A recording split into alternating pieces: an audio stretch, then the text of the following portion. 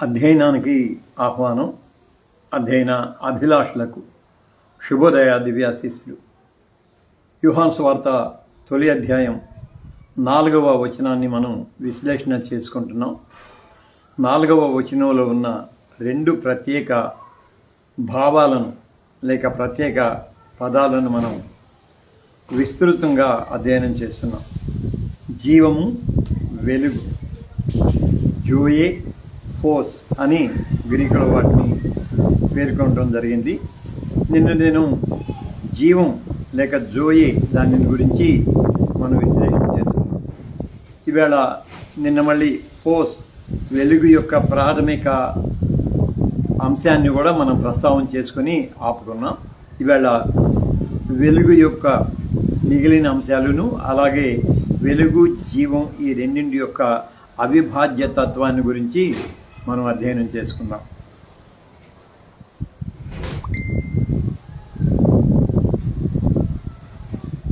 వెలుగును అంటే అనాది అస్తిత్వంలో, సన్నిధి స్థితిలో, అవిభాజ్య ఐక్యతలో, రూప సాక్షాత్కారంలో ఇమిడి ఉన్న ఈ జీవము, వెలుగు ఈ రెండింటిని గురించి మనం గ్రహించటానికి యోహాను సువార్తను ప్రారంభించినప్పుడు ఆరంభంలో లేక ఆది యందు ఎన్ఆర్కే అని ప్రస్తావన చేస్తాడు. అది మనకు ఆదికాండ ప్రారంభ వచనాన్ని జ్ఞాపకం చేస్తుంది. కాబట్టి మళ్ళీ మనం అక్కడికి వెళ్ళాలి. అక్కడి నుండి ఈ భావనను నూతన భాష్యంలో గ్రహించడానికి ప్రయత్నం చేయాలి. లైవ్లోకి చేరువచ్చిన ప్రియ బిడ్డలకు ఆహ్వానాశీస్సులు అందిస్తున్నాను. బిడ్డలు రమేష్ డేవిడ్ నిట్టల అండ్ కవిత నిట్టల బిడ్డలు నెల్లూరు వెళ్ళారు. అక్కడ నుండి అధ్యయనంలో పాల్గొంటూ ఉన్నారు. బిడ్డలకి ఆహ్వానాశీస్సులు. సో 1-4 అర్థం చేసుకోవాలంటే ఖచ్చితంగా ఆదికాండం 1వ అధ్యాయం తొలి వచనంలోనికి మనం వెళ్ళాలి. అక్కడ వెలుగు కలుగునుగాక అనే ఆ సృష్టి క్రమంలోని తొలి మాటను మనం చూస్తాం. వెలుగు, దేవుడైన యెహోవా వెలుగు కమ్మని పలికగా, లేకపోతే వెలుగు కలుగు అన్నప్పుడు వెలుగు కలిగెను అనే మాట మనం వింటున్నప్పుడు యోహాను సువార్త నేపథ్యంలో నుంచి మనం ఖచ్చితంగా ఏన్ ఎగెనిటో అనే ఆ రెండు భావనలను కూడా మనసులోకి తెచ్చుకోవాలి.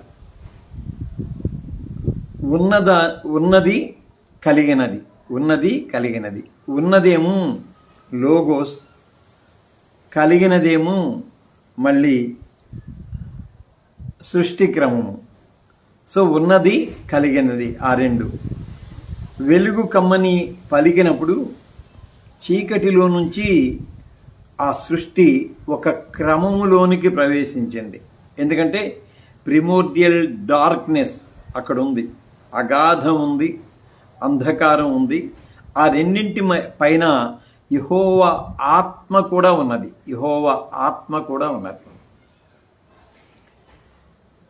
దీనిని మనం జాగ్రత్తగా అర్థం చేసుకోవాలి. అంటే ఉన్నదేమో యెహోవా ఆత్మ, మళ్ళీ దాన్ని రువాక్ అన్నారు. ఉన్నదేమో యెహోవా ఆత్మ, కలిగినదేమో వెలుగు.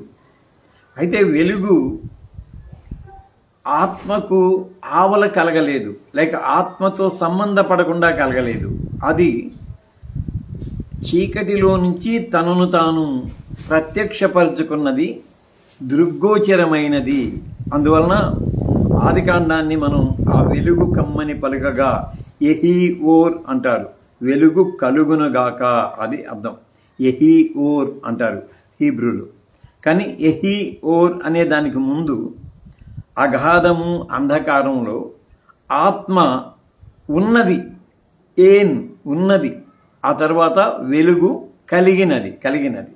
ఈ రెండింటినీ మనం యోహాను సువార్త, ఆదికాండం ఆ రెండింటినీ ఒకదాంతో ఒకటి జత చేసి అర్థం చేసుకోవడానికి ప్రయత్నం చేయాలి.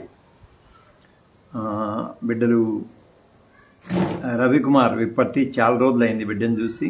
అలాగే మా ఆరోగ్య బిడ్డ ప్రెసిడెంట్ కరా జోసెఫ్, తర్వాత మెర్సీ జాయ్ బిడ్డలకు కూడా ఆహ్వానాశీస్సులు అందిస్తూ ఉన్నాను. ఇప్పుడు ఆదికాండంలో ఉన్న వెలుగుకు, యోహాను ప్రస్తావిస్తున్న వెలుగుకు రెండింటికి మధ్య భౌతిక ఆత్మీయ కోణాలలోనికి మనం వెళ్దాం ఆ రెండింటిని అర్థం చేసుకోవడానికి. ఆదికాండం యహీ ఓర్ వెలుగు కలుగు అనే మాటలో భౌతిక సృష్టి క్రమానికి వెలుగు తొలి గ్రాహ్యత అంటే తొలి ప్రత్యక్షత అనొచ్చు. దేవశక్తి యొక్క తొలి ప్రత్యక్షత విశ్వానికి వెలుగు. అది యహీ ఓర్ వెలుగు కలుగునుగాక. ఎక్కడి నుంచి కలిగింది? అంతకుముందే అస్తిత్వంలో ఉనికిలో ఉన్న రువాక్ ఆత్మ తన ప్రత్యక్షతను వెలుగు రూపంలో విశ్వంలో ప్రత్యక్షపరిచింది అని చెప్పచ్చు. మరి యోహాను సువార్తలో ఆయనలో జీవముండెను, ఆ జీవము మనుషులకు వెలుగై ఉండెను అన్నప్పుడు పౌలు ఒక మాట అంటాడు, క్రీస్తులో ఎవరుంటారో వాళ్ళు నూతన సృష్టి అనే మాట అంటాడు, న్యూ క్రియేషన్ ఇన్ క్రైస్ట్ అని. సో ఆధ్యాత్మిక సృష్టికి తొలి క్రమము లోగోస్తో మొదలైంది.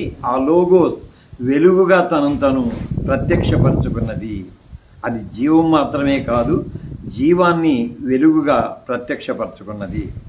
మళ్ళీ యహీ ఓర్ వెలుగు కలుగు అని రోవాక్ ముందే ఉన్న ఆత్మ తన స్వరాన్ని వినిపించినప్పుడు అది చీకటిని విభజించింది, అంధత్వాన్ని విభజించింది. ఇక్కడ యోహాను సువార్తలో ఆయనలో జీవముండెను, ఆ జీవము మనుషులకు వెలుగై ఉండెను అన్నప్పుడు సత్యాసత్య విభజనను లేక సత్యానికి అసత్యానికి మధ్య ఉన్న వ్యత్యాసాన్ని ఈ వెలుగు ఎరుకపరుస్తూ ఉన్నది. ఇది ఆధ్యాత్మిక సృష్టి లేక క్రీస్తులో నూతన సృష్టి అనేదానికి సూచనగా ఉంటుంది. అక్కడ శారీరక జీవుల ఆవిర్భావం ప్రారంభమైంది. అంటే ఎప్పుడైతే వెలుగు ప్రత్యక్షమైందో, ఇక ఆ తర్వాత చీకటి విభజింపబడిందో, దృశ్యాదృశ్య లోకము ఆవిష్కృతమైంది. దానిలో భౌతిక లేక దేహ జీవులు ప్రత్యక్షమయ్యాయి. ఇక్కడైతే ఆత్మజీవి దేవుని వైపుకు మళ్ళుకోవటాన్ని మనం చూస్తాం. ఆత్మజీవి అంటే అది సృష్టి, ఇదేమో క్రీస్తులో నూతన సృష్టి. ఈ రెండింటికి సమన్వయాన్ని మనం ఆదికాండాన్ని యోహాన్ని కలిపి చదువుకుంటా చెప్పుకోవచ్చు. సో అందుకనే యోహాను ఆరంభమందు లేక ఎన్ఆర్కే అన్నప్పుడు దాంట్లో జీవము, వెలుగు, చీకటి ఈ భావనలన్నింటిని కూడా తీసుకుని వస్తాడు. అంటే క్రొత్త సృష్టి భాషలో క్రీస్తును సృష్టికర్తగా అంటే నూతన సృష్టికర్తగా పరిచయం చేస్తూ ఉంటాడు. యావే యహీ ఆ భావనలో మళ్ళీ ఇక్కడ జీవము వెలుగు అనే భావనలో ఈ రెండింటిని మనం కలిపి చూడాలి అవిభాజ్యతత్వంగా. దీన్ని మరికొంచెం అర్థం చేసుకోవడానికి హీబ్రూ వారసత్వంలోనికే వెళ్దాం. ఆదికాండం నుంచి హీబ్రూ సైద్ధాంతిక వారసత్వంలోనికి వెళ్దాం.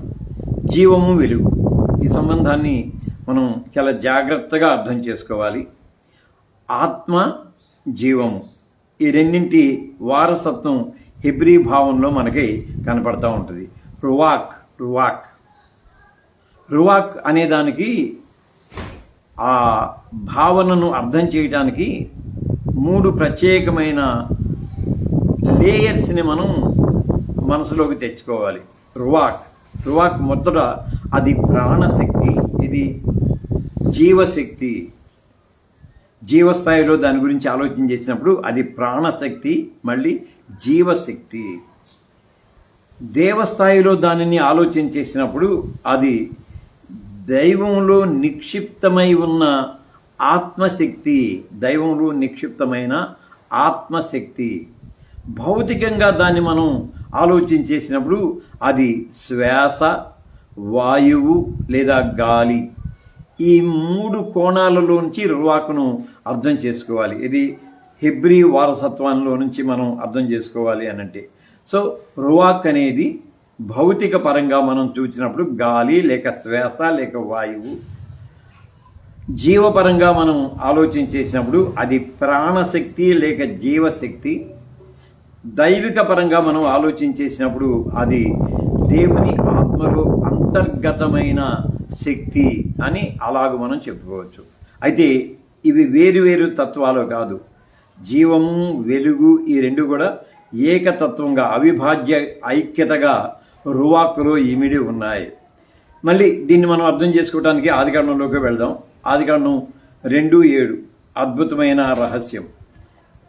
నెషమా అనే మాట అక్కడ చూస్తాం. నెషమా అంటే వాని నాసికా రంధ్రాలలో జీవవాయువును ఊదగా అతడు జీవించు ప్రాణి ఆయను, జీవాత్మ ఆయను. నెఫెష్ కయ్యా అని అంటారు.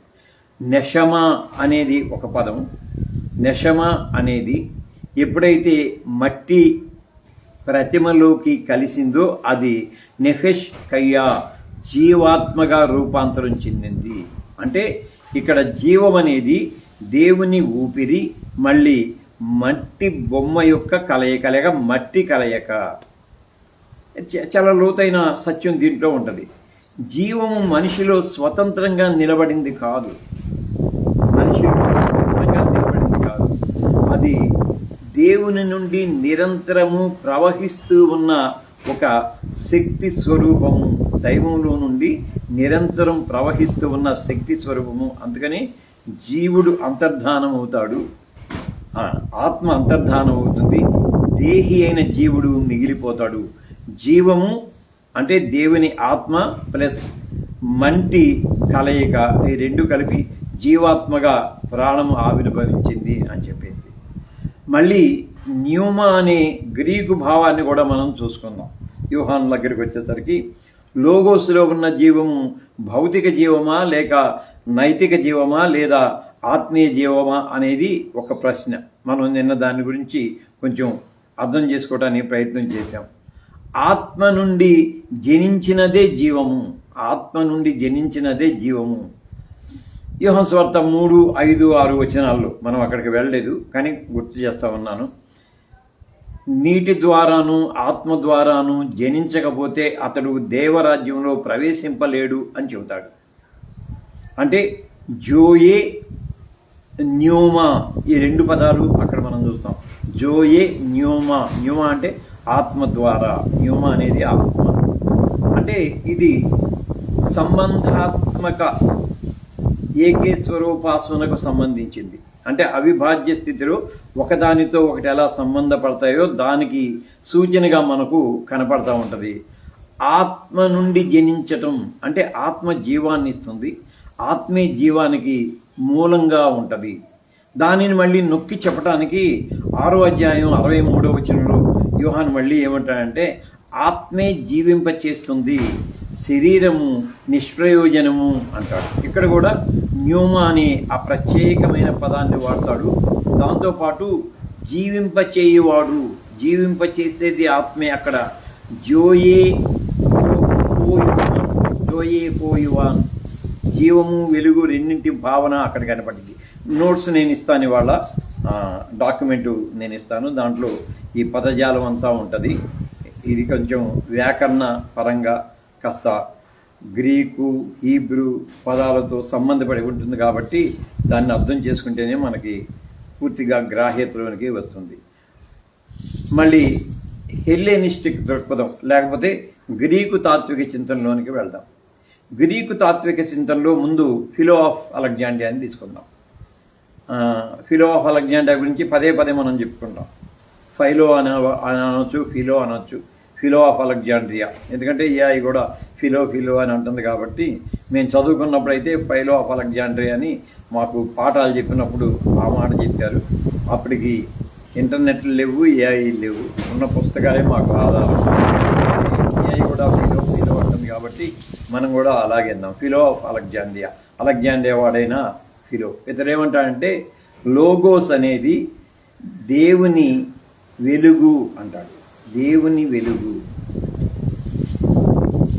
ఇక్కడ చాలా స్లైట్గా మనం ఆలోచన చేయాలి. దేవుని వెలుగు, దేవుని వెలుగు అనంటే దేవుని నుండి ప్రసరిస్తూ ఉన్న కాంతి అనే అర్థం వచ్చింది. నిన్న మనం చెప్పుకున్నాం, సూర్యుడు ఉన్నాడు, సూర్యుని వెలుగు ఉంటుంది, కాంతి ఉంటుంది, సూర్యుని కాంతి ఉంటుంది.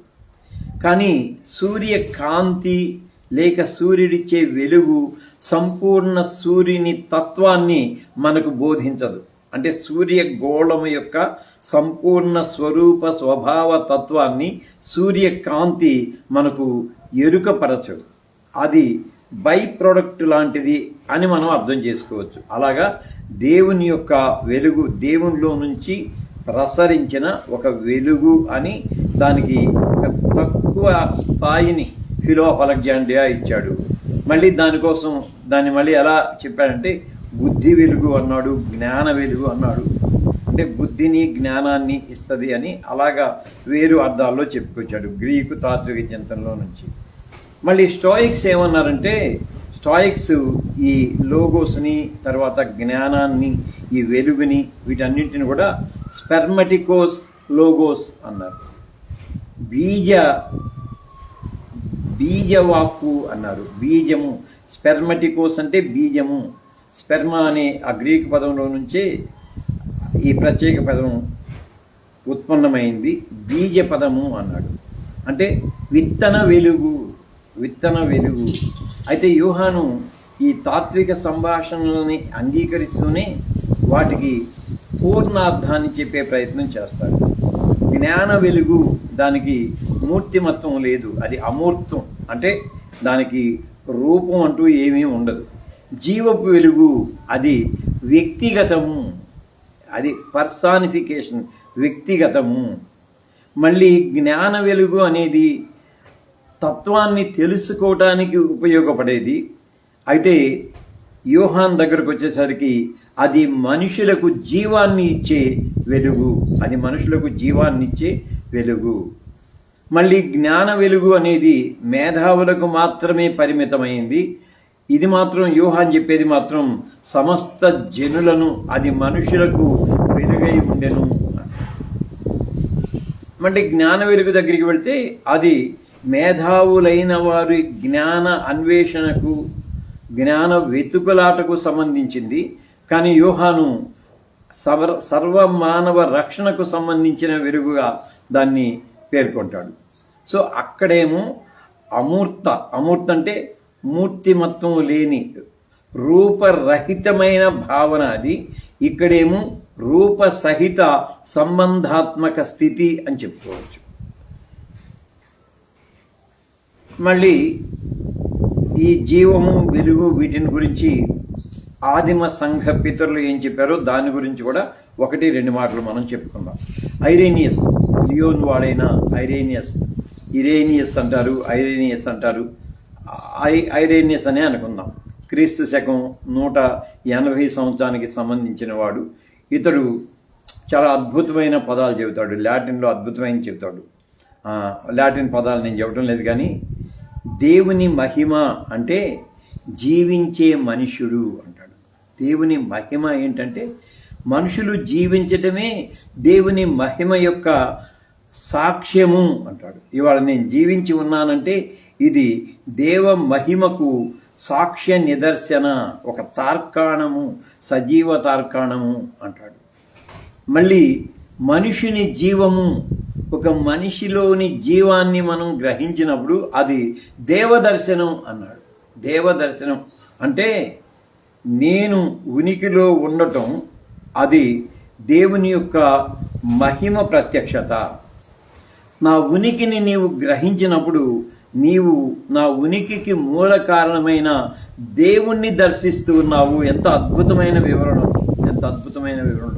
అంటే మనిషిలో, మనిషి జీవంలో దేవ ప్రత్యక్షతను చూడగలిగే ఒక అంతర్దృష్టిని ఐరేనియస్ ఈ వాక్యానికి అనుబంధంగా ప్రతిపాదిస్తాడు. మళ్ళీ క్లెమెంట్, అలెగ్జాండ్రియా వాడి అయిన క్లెమెంట్ ఆఫ్ అలెగ్జాండ్రియా అంటాం. అతడు పైడగోగాస్ అంటాడు. జీవశిక్షకుడు. జీవశిక్షణ అంటే రేపు దాని గురించి చెప్పుకుందాం మనం, జీవ శిక్షణ అనేది. ఎందుకంటే మన శరీరంలో ఐ థింక్ 37 ట్రిలియన్ యాటమ్స్ ఉంటాయి, కణాలు ఉంటాయి. 37 ట్రిలియన్ కణాలు మన దేహంలో ఉంటాయి, అంటే ప్రతి వ్యక్తి దేహంలో ఉంటాయి. వీటికి అస్సలు అవి తమను తాము సృష్టించుకుంటాయి, తమను తాము అంతం చేసుకుంటాయి.